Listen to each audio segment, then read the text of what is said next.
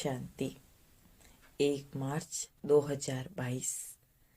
आज शिव बाबा के महावाक्य है। मीठे बच्चे, तुम्हें अपनी तकदीर हीरे जैसी बनानी है। पुरुषार्थ कर बाप से स्वर्ग का पूरा पूरा वर्षा लेना है। प्रश्न है, कौन सा राज बुद्धि में अगर युक्ति युक्त बैठ जाए तो अपार खुशी रहेगी। उत्तर, ड्रामा का। इस ड्रामा में हर एक एक्टर को एक अविनाशी पार्ट मिला हुआ है जो बजाना ही है। कोई का भी पार्ट घिसता व मिटता नहीं, बनी बनाई बन रही, इसमें हेर फेर भी नहीं हो सकती। कल्प पूरा होगा तो फिर से वही part second by second repeat होगा। यह बहुत गुह्य राज है जो युक्ति युक्त बुद्धि में बैठे तो खुशी रहे, नहीं तो मूंझते हैं। बाबा कहते हैं, बच्चे मूंझो नहीं, बाप में निश्चय रख, पूरा वर्षा लेने का पुरुषार्थ करो। गीत, तुम्हें पाके हमने जहां पा लिया। ओम शांति। मीठे मीठे ईश्वरीय बच्चों ने गीत सुना। ड्रामा अनुसार समझ में आता है कि तुम अभी बने हो ईश्वर के बच्चे। ईश्वर से तुम स्वर्ग का मालिक बनने आए हो अथवा स्वराज्य लेने आए हो। नरक में मनुष्य मात्र तो ये जानते ही नहीं कि स्वर्ग क्या होता है। तुम तो जानते हो बाबा स्वर्ग की स्थापना कर रहे हैं। रावण फिर नरक की स्थापना करता है, यह भी कोई नहीं जानते। तुम जानते हो हम बाबा से स्वर्ग की राजाई ले रहे हैं। जब कोई मनुष्य मरते हैं तो कहते हैं स्वर्ग पधारा। गोया अपने को कहते हैं कि हम नरक में हैं और हम स्वर्ग के मालिक हैं। यह बिल्कुल सहज बात है, मूंझने की दरकार नहीं। तुम्हारी तकदीर अब हीरे जैसी बन रही है।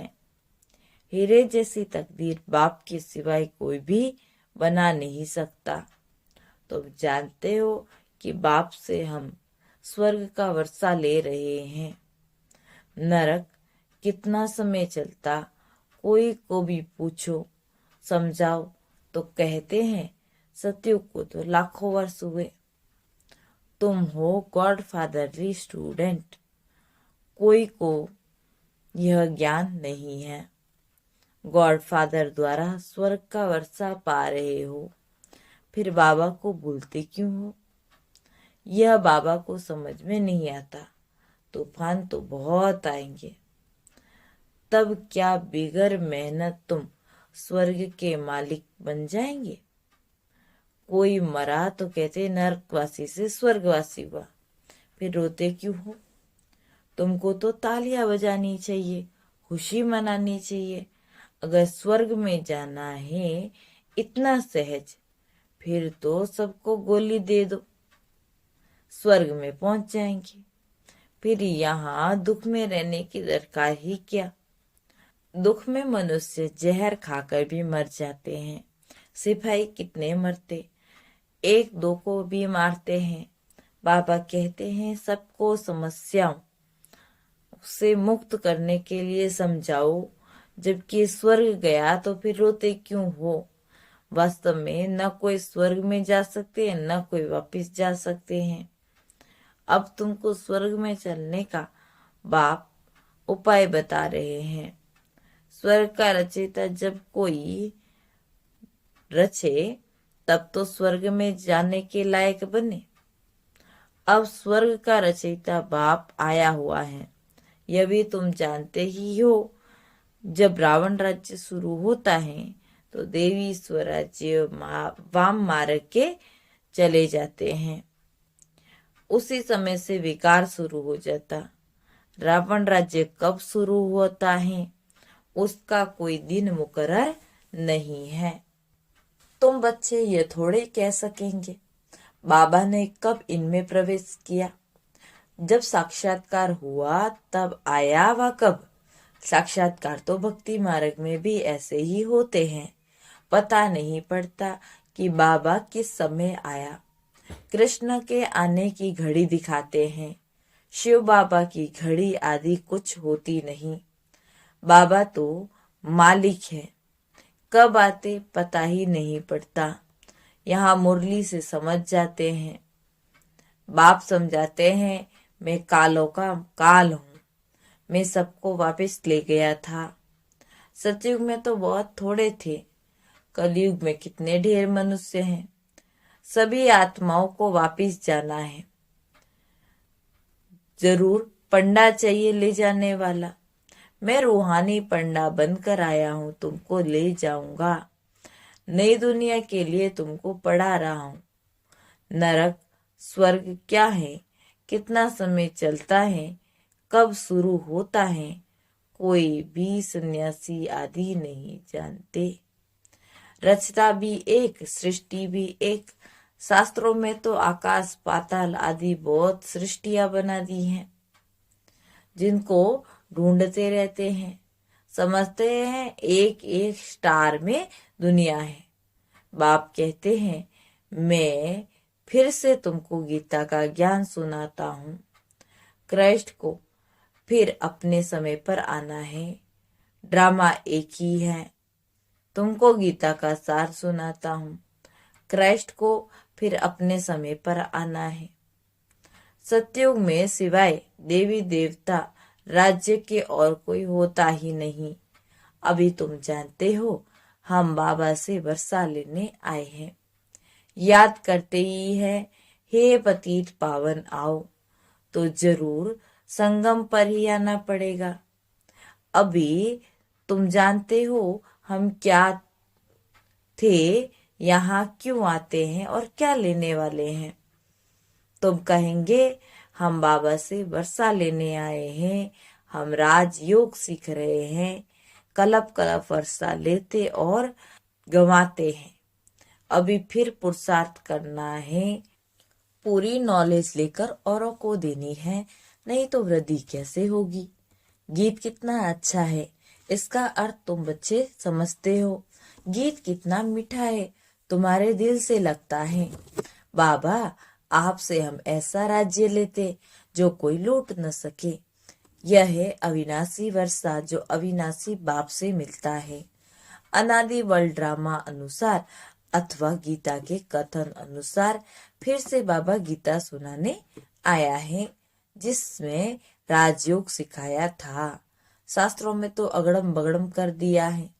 युक्ति से समझाने वाला भी चाहिए। कोई कहते हैं ज्योति ज्योत समा गया। आत्मा अविनाशी है, उनको पाठ भी अविनाशी बजाना है। उनका पाठ कभी घिस नहीं सकता।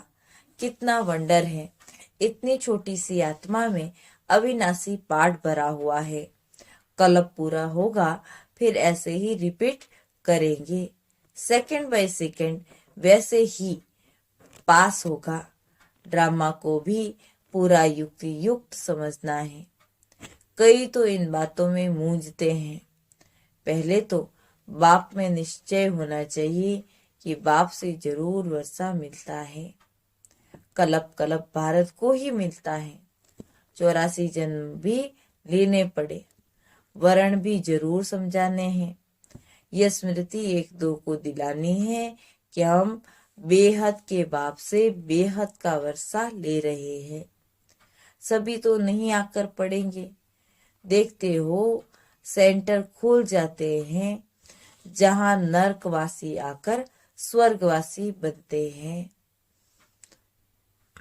बाबा लिखते हैं हम प्रबंध कर सकते हैं, मुझे कोई वस्तु में ममत्व नहीं। यह सब ईश्वर के अर्थ है। अब आप जो राय दो। बाबा कहते मैं लिखता हूँ, भल आपस में राय करो। जहाँ अच्छी लोकेलिटी हो वहां सेंटर खोलो। हिम्मते वर्धा मददे बाप। बाप कितना खुश होता। दिल से समझता है ऐसा दान तो अच्छा होता। बहुतों को कोड़ी से हीरे जैसा बनाना ये बड़े ते बड़ा हॉस्पिटल भी है तो कॉलेज भी है। सिर्फ 3 पैर पृथ्वी का चाहिए। कितना सहज रीति बाबा कोड़ी से हीरा बनाते हैं। ऐसा बाबा रहते देखो कितना साधारण है। कहाँ आए हैं, कोई राजा के पास क्यों नहीं आए।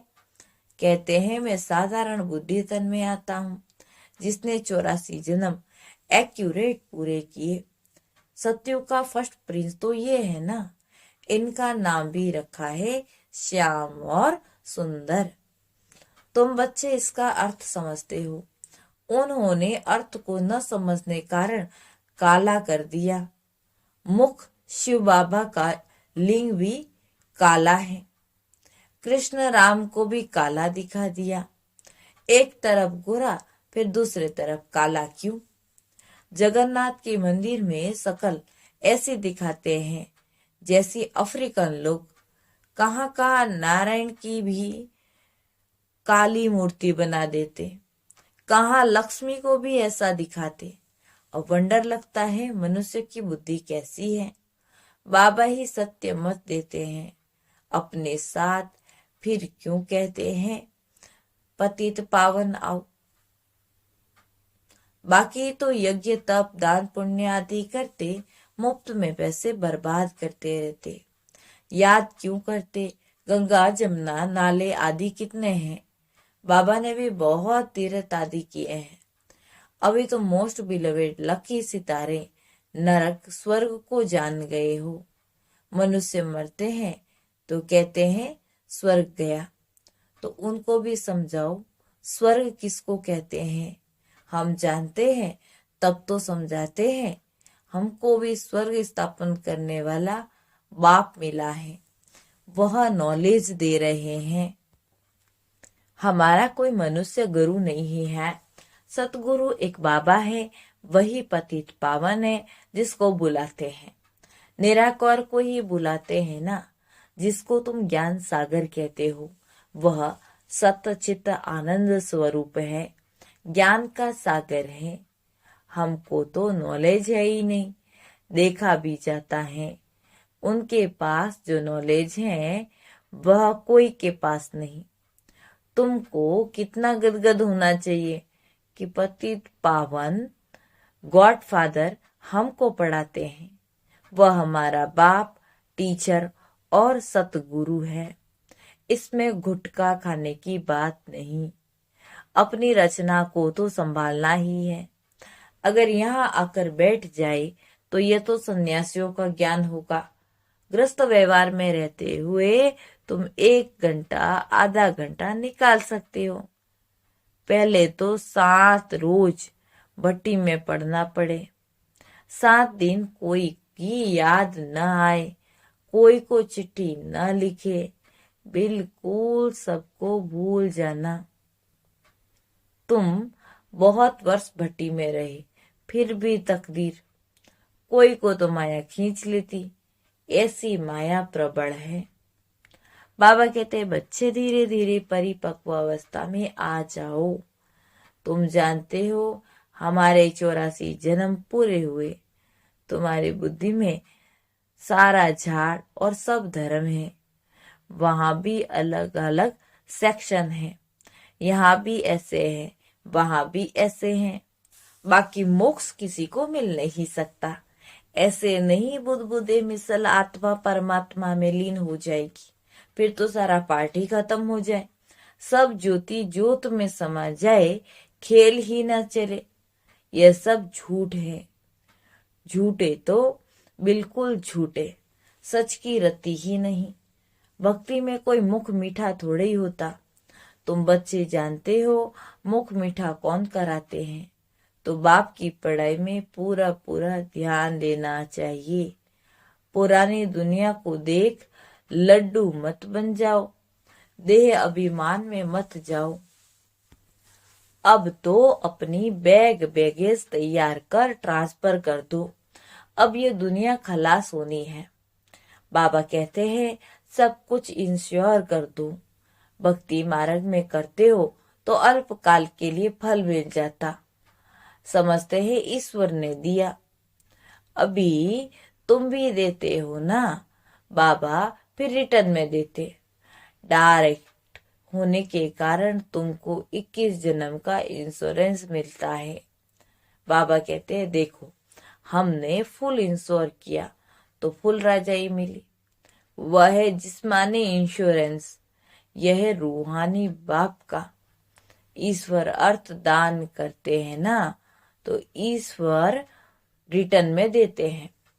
वह तो भक्ति मार्ग में भी दाता है, तो ज्ञान मार्ग में भी दाता है। यह बेहद की पढ़ाई बेहद की बादशाही के लिए। अब जितना चाहे उतना लो, विश्व की राजाई ले सकते हो। पुरुषार्थ की जय है, कोशिश करो विजय माला में पिरो जाओ। मूंझते हो तो सर्जन राय देने वाला बैठा है। तुम जानते हो हमने अनेक बार बादशाही ली और गवाई है। यह ज्ञान अभी है, सतयुग में फिर भूल जाएगा।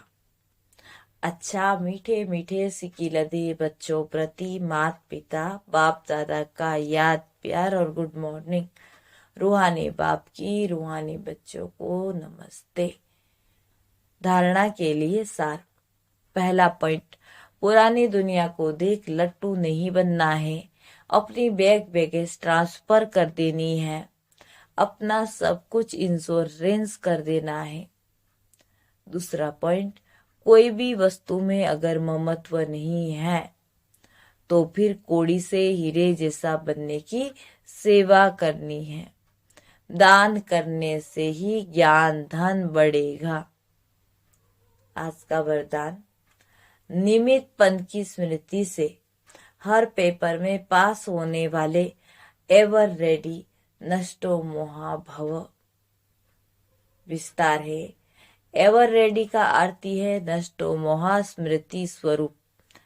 उस समय कोई भी संबंधी अथवा वस्तु याद न आए, किसी में भी लगाव न हो, सबसे प्यारे और न्यारे।